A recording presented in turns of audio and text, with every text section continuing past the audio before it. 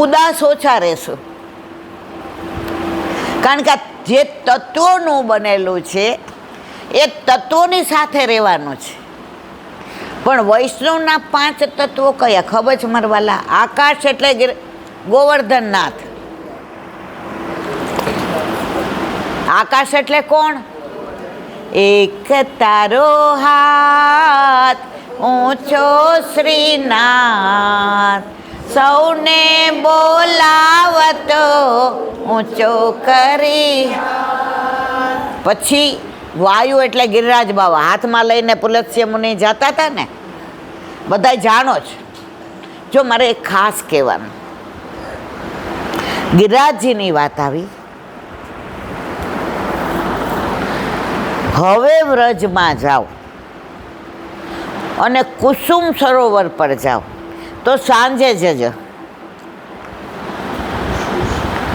7 થી 8 વાગ્યા સુધી ડાન્સિંગ ફુવારા કલરના. પણ એ લૌકિક નથી મારા વાલા. ગિરિરાજ બાવાનું પ્રાગટ્ય થયું, પુલત્સ્ય મુનિ હાથમાં લઈને આવ્યા, એમણે વજન વધાર્યું, એમને ઠાકોરજીની લીલા યાદ આવી અને વ્રજમાં પધરાવી દીધા. પછી ત્યાંથી ઊભા ના થયા. આ આખી લીલા એ ફાઉન્ટેનની અંદર બતાવે છે, આપણે જોયું હતું ને. અને ડાન્સિંગ એ જ બધી આકૃતિ આવે. તમને પુલત્સ્ય મુનિ દેખાય ને, હાથમાં ગિરિરાજજી દેખાય ને, ભાર વધારે એ દેખાય, અને હારે પાછા ધોળે હોય ને, કીર્તન બહુ સરસ છે. તો હવે જ્યારે વ્રજમાં જાઓ, જવાના છો? કોઈ બોલાવે તો જઈએ ખરા. તો મારા વાલા સાંભળો, જાઓ તો અવશ્ય જોજો. 1 કલાક તમે ગિરિરાજ બાવાની માનસીની અંદર એવા પહોંચી જશો કે જ્યારે બંધ થશે ત્યારે અફસોસ કે આ બંધ થઈ ગયા. વ્રજમાં ઘણું બધું એવું છે. હવે જાઓ છો જટારી ધામે જજો. ઘણા બધા એવા સ્થળ છે જ્યાં આપણે જતા નથી. તો વાયુ એટલે ગિરિરાજ બાવા, જળ એટલે યમુનાજી. હવે ગિરિરાજ બાવાનું પરિક્રમા ના કરીએ ત્યાં સુધી આનંદનો, જેટલા આમાં વ્રજમાં જાય ને, થાય કે ના થાય, ના થાય ને એ રિક્ષામાં કરે, પણ પરિક્રમા તો કરે ને કરે છે. મારા વાલા રે ગિરિરાજ તમને શેષ નમાવું, ફરતી પરિક્રમ. આવડે છે મીનાબેન? તો ગાઓ. રાજ મારા વાલા રે ગિરિરાજ તમને શેષ નમાવું. તો ગિરિરાજ બાવા, પછી યમુનાજી. પહેલાંના પ્રાચીન વૈષ્ણવો અમારા સૌરાષ્ટ્રમાં એવું ન કહેતા, વ્રજમાં જાય છે, યમુના પાન કરવા જાય છે. શું કે આજની તારીખમાં અમારા જે ઉંમરવાળા વૈષ્ણવો છે ને, એ વ્રજમાં જતા હોય તો ઘણા મારા ઘરે આવે કે બેબી નરોડા જારીજી ભરીએ અને અસારવા ગુસાઈજીને દંડવત કરીએ. કારણ કે અસારવા છોટી ગોકુળ છે અને આજ્ઞા લઈને બધા વ્રજમાં જાય. એ બધા એમ જ કે અમારે યમુના પાન કરવા જવું છે. તો ચોથું તત્વ કયું? યમુનાજી. ઓલું છે ને ધોળ. મારે દ્વારે પધાર્યા મહેમાન, યમુના મહારાણી, તારું સ્નેહ કરું સન્માન, યમુના મહારાણી. હું તો જોતી કે દૂરી વાટ લડી, હું તો જોતી કે દૂરી વાટ લડી, તને જોવા અધીરી મારી આંખ લડી.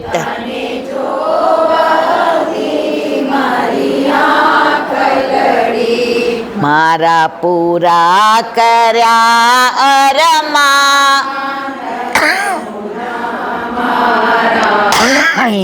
મારા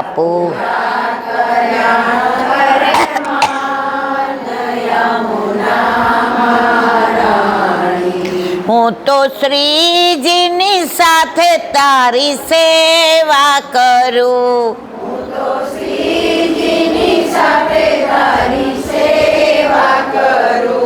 વળી યુગલ સ્વરૂપનું ધ્યાન ધરું.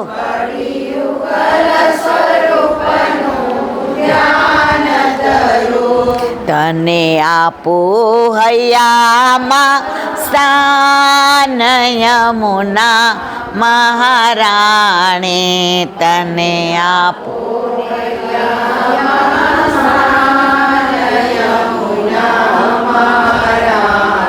ઘણું મોટું જ પણ છેલ્લી કડી.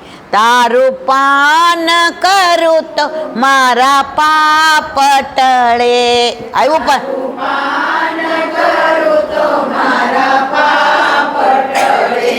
વળી જન્મ મરણના ફેરા ટળે.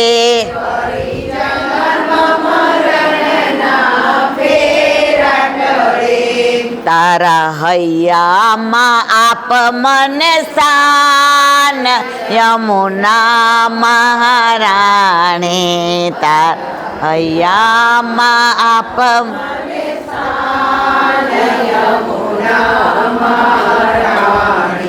મારે દ્વારે પધાર્યા મહેમાન યમુના મહારાણી.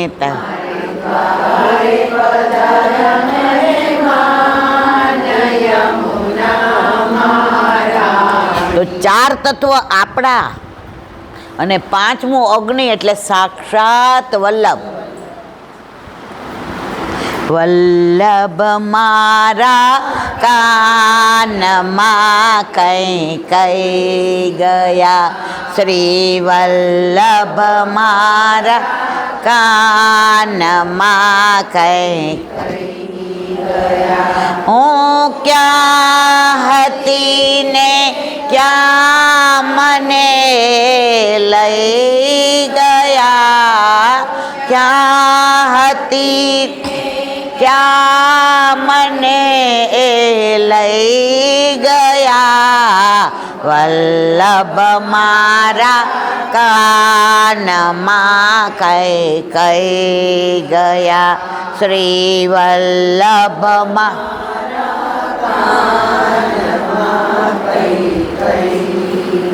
તો આ પંચ તત્વો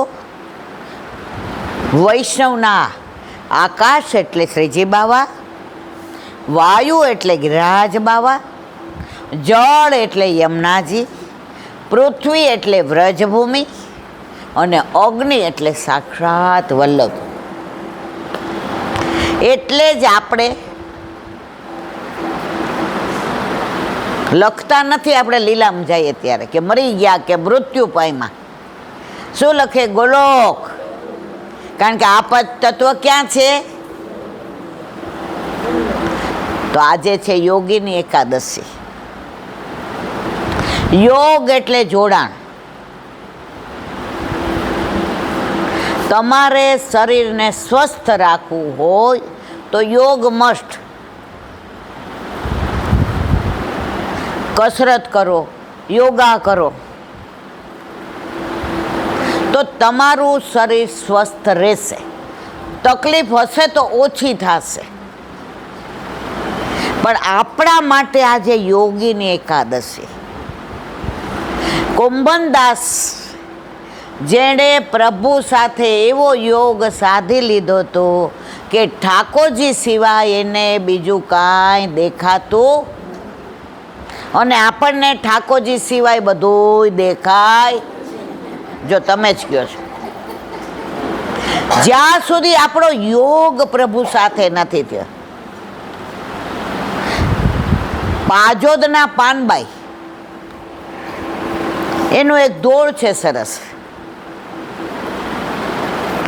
કે ચંદ્રની ચાંદનીમાં તું સોય પરોવી દે, ચંદ્રની ચાંદનીમાં તું સોય પરોવી દે,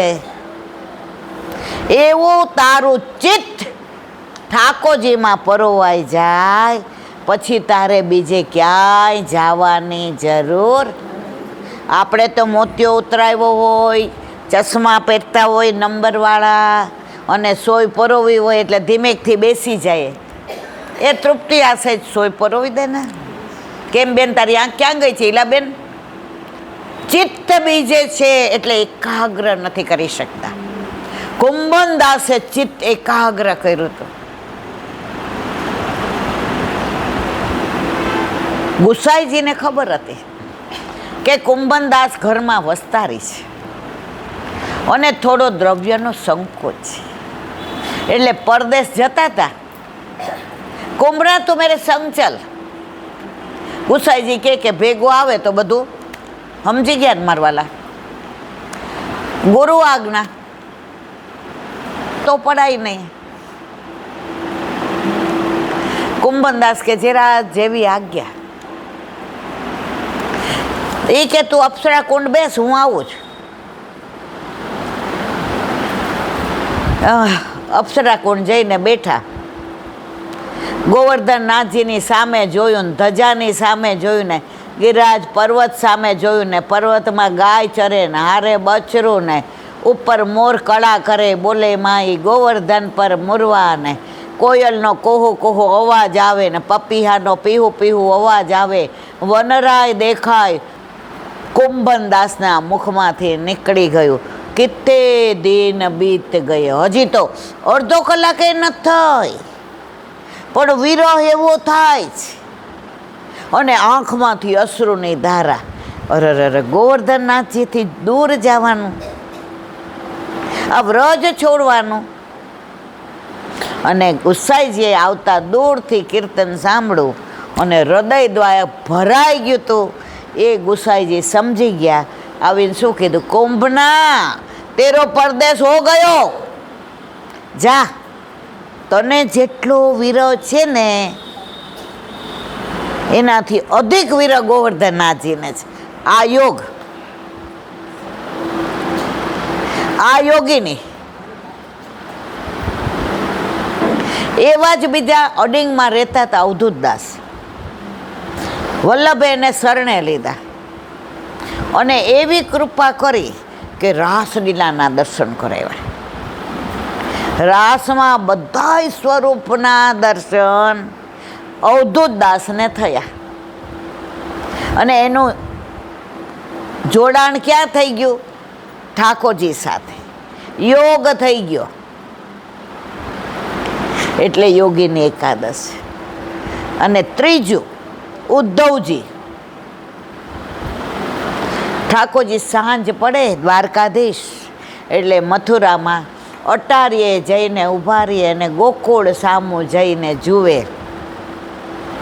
મારા નંદ બાવા, મારા યશોદાજી, મારી ગૈયા, મારા બછરા, મારા સખા, મારી સખીઓ, મારા ગિરિરાજ બાવા, મારા યમુનાજી, મારા રાધાજી.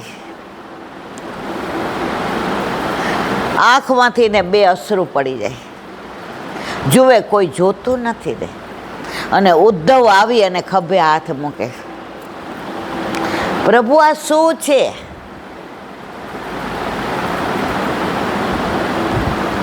આટલો વિરહ. એ પેલી ગમાર ગોવાલણો માટે જે છાણથી જ પેલી આખી થયેલી હોય છે, જેને આખો દી દોવાનું જ હોય છે. અહીંયા તો તમારે 56 ભોગ, હીરા મોતીના મુગટ, અહીંયા હાથથી અંબાડીએ ઝૂલે, અહીંયા સોના ચાંદીના વાસણો.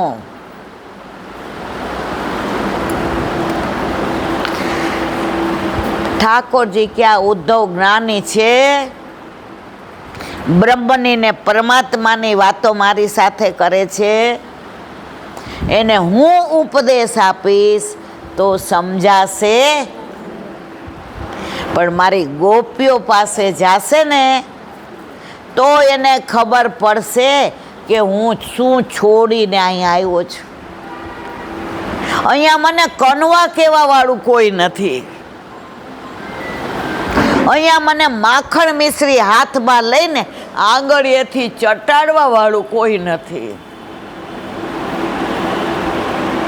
અહીંયા વનમાં છાક મનોરથ કરતા તો મોઢામાંથી લઈને એકબીજાને એઠું દેવા વાળું કોઈ નથી.